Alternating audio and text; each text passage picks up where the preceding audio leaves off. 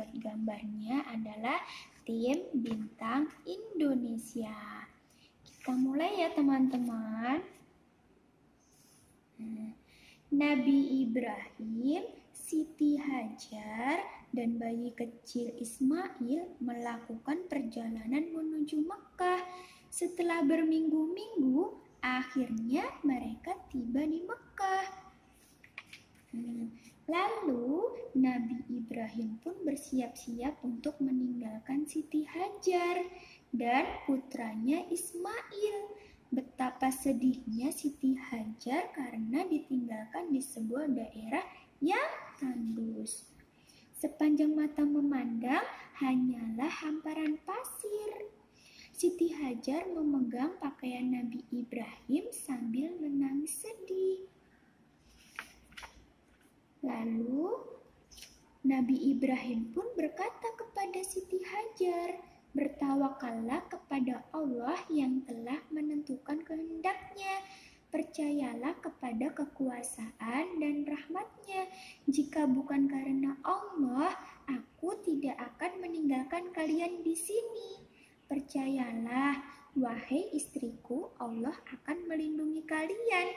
Rahmat dan berkahnya akan tercurah kepadamu, insya Allah," kata Ibrahim. Akhirnya Siti Hajar melepaskan tangannya.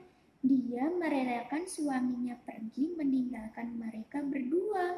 Ibrahim pun pergi menunggang unta menuju Palestina sambil bercucuran air mata. Selama dalam perjalanan dia terus berdoa memohon kepada Allah untuk melindungi anak dan istrinya. Setelah Nabi Ibrahim pergi, tinggallah Siti Hajar bersama anaknya yang masih bayi Ismail. Daerah itu benar-benar kering tanpa sumber air dan tanaman. Persediaan makanan dan air telah habis. Siti Hajar mulai gelisah karena air susunya kering sementara bayinya menangis kehausan. Siti Hajar menjadi panik dan bingung. Kemana ia harus mencari air? Lalu dia pergi ke Bukit Sofa. Ternyata tidak ada air di sana. Dia pun kembali lagi. Dari kejauhan terlihat seperti ada air. Dia pun berlari menuju Bukit Marwah. Ternyata hanya fata morgana.